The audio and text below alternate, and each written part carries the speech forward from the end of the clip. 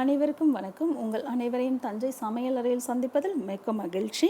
இன்றைக்கி நான் உங்களுக்கு புதுசாக 2 பேரை இன்ட்ரடியூஸ் பண்ணுறேன். எங்கள் வீட்டு குட்டீஸ் ரோஷினியும் ஹாரிஷும். அவங்க தான் இன்றைக்கி இந்த வீடியோ பற்றி எக்ஸ்ப்ளனேஷன் உங்களுக்கு தராங்க. நீங்கள் வீடியோக்குள்ளே போய் பாருங்கள். அண்ணா இது என்ன இது? கொஞ்சம் இதை பார்த்து சொல்லுங்களேன். அந்த தம்பி சாலடு. அண்ணா இது எப்படி இருக்கும்? இது சுவையாக இருக்கும். அது மட்டும் இல்லை, இது உடலுக்கு மிகவும் நன்மை தரக்கூடியது. இப்போ நான் உனக்கு இதோட பெனிஃபிட்ஸ் பற்றி சொல்லுவா. இதில் கலோரிகள் குறைவாக உள்ளன. அது மட்டும் இல்லை, இதில் நார் சத்து நிறைய இருக்கிறது. அப்புறம் இதில் வைட்டமின் பி, கே, சி உள்ளது. வைட்டமின் கே நம்மளோட இதயத்தை பாதுகாக்கிறது. அதனால் நம்ம இதை சாப்பிட்டா நம்மளுக்கு இதய நோய்கள் வருவதை தவிர்க்கலாம். அப்புறம் இதில் இரும்பு சக்தி நிறைந்துள்ளது. வைட்டமின் கே இதயத்தை பாதுகாக்கிறது. அதனால் நம்ம இதை சாப்பிட்டா இதய நோய்களை நாம் தவிர்க்கலாம். அது மட்டும் இல்லை, இதில் இரும்பு சக்தி நிறைய இருக்கிறது. அப்புறம் இதில் புரோட்டீன் நிறைய இருக்கிறது. அதனால் எடை குறைப்பவர்களுக்கு இது ரொம்ப நல்லது. இது நோய் எதிர்ப்பு சக்தியை அதிகரிக்க உதவுகிறது. ஓ, நம்மள மாதிரி குழந்தைங்களுக்கு இது நல்லதுன்னு சொல்லுங்கண்ணே. ஆமாம், இது நம்மளுக்கு ரொம்ப நல்லது.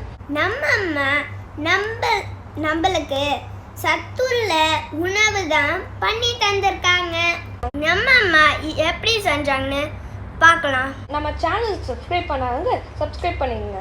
வாங்க வீடியோக்குள்ளே போகலாமா? இப்போ நம்ம 1 கப் அளவுக்கு நான் ஒரு 10 நிமிஷம் பாயில் வாட்டரில் போட்டு வேக வச்சு எடுத்துருக்க முளைக்கட்டின பயிறு. இதை நீங்கள் வேக வைக்காமையும் எடுத்து சாலட் பண்ணலாம். ஆனால் நான் வேக வச்சு பண்ணியிருக்கேன். ஏன் அப்படின்னா ப்ரெக்னென்ட் லேடிஸ் சில குழந்தைங்களுக்கு ஒத்துக்காமல் போயிடும். அவங்களுக்காக நான் வேக வச்சு எடுத்திருக்கேன். எனக்கு ஒத்துக்கும் அப்படின்னு சொன்னிங்கன்னா நீங்கள் வேக வைக்காமையே எடுத்துக்கலாம், பச்சையாக கூட எடுத்துக்கலாம். நான் பயிர் எப்படி 10 நிமிஷம் வேக வச்சனோ அதே மாதிரி தாங்க சோளத்தையும் நான் வேக வச்சுருக்கேன். கார்ன் கொஞ்சமாக, நான் இது ஸ்வீட் கார்னை இதை கொஞ்சமாக வேக வச்சு எடுத்துருக்கேன். ஒரு ஹாஃப் குக் தான். ஒரு 2-3 செகண்ட்ஸ் நல்லா கொதிக்கிற வாட்டரில் போட்டு நீங்கள் ஃபில்ட்ரு பண்ணி எடுத்துக்கோங்க. ஸோ இது எல்லாத்தையுமே நம்ம இது கூட சேர்த்துக்கலாம். நான் கொஞ்சமாக பொடிசாக கட் பண்ண வெங்காயம், இது 2 மட்டும் நம்ம பாயில் பண்ணி எடுத்துக்கிட்டால் மிச்சம் எல்லாமே சும்மா சேர்த்துக்கலாம். குக்கும்பர் சின்ன சின்ன பீசஸாக நான் கட் பண்ணி எடுத்திருக்கேன். அதுவும் இது கூடவே நம்ம சேர்த்துக்குவோம். இதுக்கப்புறம் கேரட், துருவின கேரட்டு, இது எல்லாமே இது கூட சேர்த்துக்கலாம். நீங்கள் இந்த அளவெல்லாம் உங்களுக்கு எத்தனை பேருக்கு வேணுமோ அந்த மாதிரி ஒரு மெஷர்மெண்ட்டில் போட்டுக்கோங்க. பொடிசாக நறுக்குன கொத்தமல்லி நல்லா பொடிசாக நறுக்கிட்டு இது கூட சேர்த்துக்கோங்க. இது எல்லாத்தையும் நல்லா மிக்ஸ் பண்ணிக்கலாம்.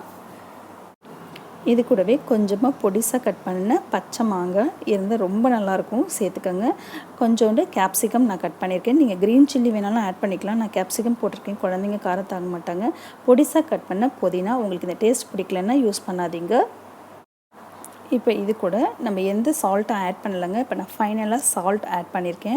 நான் ராக் சால்ட் போட்டிருக்கேன். நீங்கள் வேணும்னா எந்த சால்ட் வேணாலும் யூஸ் பண்ணிக்கோங்க. பிளாக் சால்ட் கூட ஆட் பண்ணிக்கலாம், ரொம்பவே நல்லாயிருக்கும்.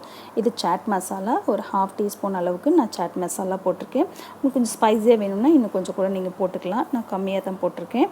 இது கூட நீங்கள் க்ரீன் சில்லி கூட ஸ்பைஸியாக ஆட் பண்ணிக்கலாம். நான் கொஞ்சமாக பெப்பர் சேர்த்துருக்கிறதுனால வேறு எதுவும் சேர்க்கல. பெப்பர் ஒரு பிஞ்ச் அளவுக்கு போட்டுக்குங்க. கடைசியாக ஃபைனல் டச்சாக கொஞ்சமாக லெமன் ஜூஸ் சேர்த்துக்கலாம். நான் அரை மூடி லெமன் பொழிஞ்சு வச்சுருக்கேன். அதை இது கூட சேர்த்துட்டு இப்போ எல்லாத்தையும் நம்ம நல்லா சேர்த்து மிக்ஸ் பண்ணி விட்டுடலாம்.